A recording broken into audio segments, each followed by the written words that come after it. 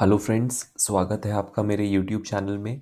मेरा नाम हर्षित है और आज के इस वीडियो में हम बात करेंगे ईपैक ड्यूरेबल कंपनी के आईपीओ रिव्यू के बारे में।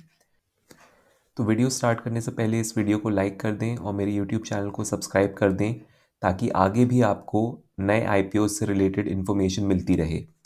तो इस वीडियो में हम डिस्कस करेंगे सबसे पहले कंपनी ओवरव्यू, उसके बाद हम बात करेंगे की आईपीओ डिटेल्स की। नेक्स्ट हम डिस्कस करेंगे कंपनी के फाइनेंशियल्स के बारे में। उसके बाद हम बात करेंगे कंपनी के की परफॉर्मेंस इंडिकेटर्स के बारे में। नेक्स्ट हम बात करेंगे जीएमपी यानी कि ग्रे मार्केट प्रीमियम के बारे में और एक्सपेक्टेड प्रॉफिट्स के बारे में।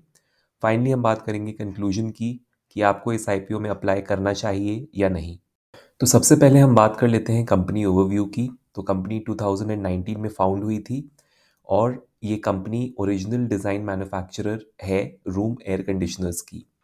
कंपनी मैन्युफैक्चर करती है components such as injection moulded parts, sheet metal parts, cross flow fans and PCBA components जो कि एक्टिवली यूज़ किए जाते हैं in the production of ACs.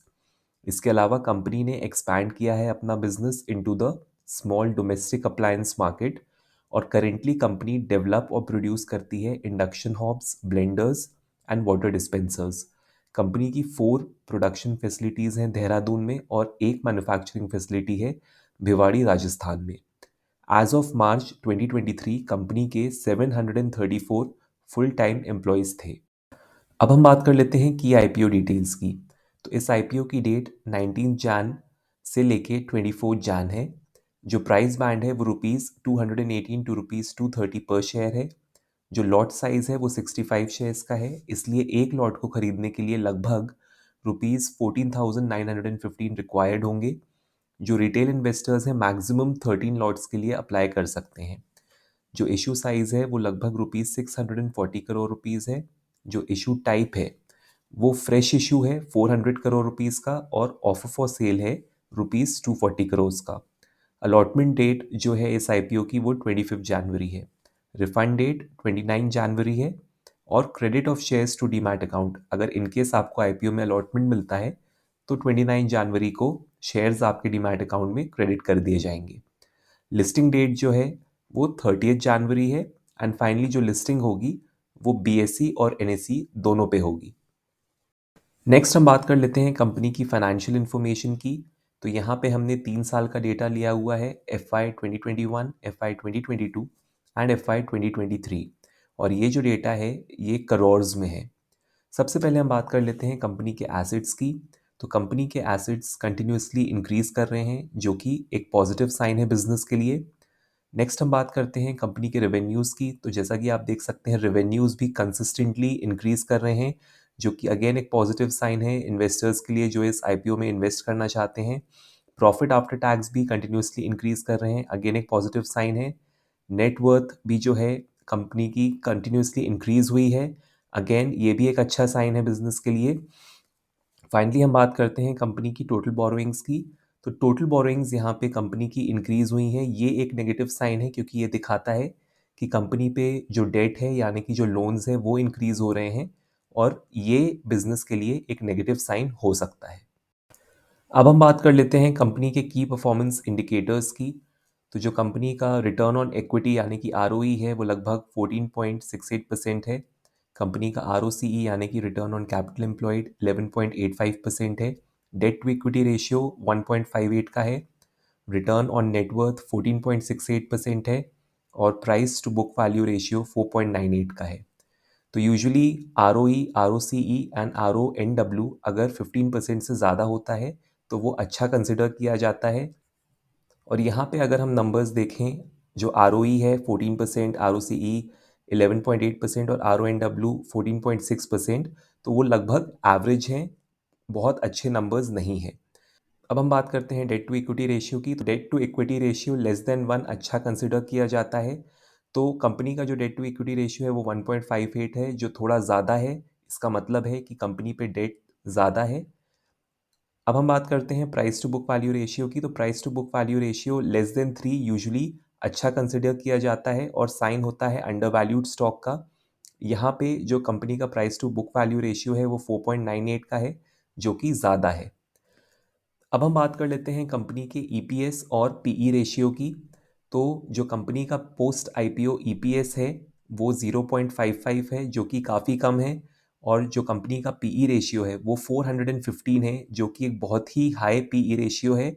और ईपीएस और पीई रेशियो दोनों ही इन्वेस्टर्स के लिए नेगेटिव पॉइंट्स हैं, क्योंकि ईपीएस बहुत कम है कंपनी का और पीई रेशियो बहुत ज़्यादा है।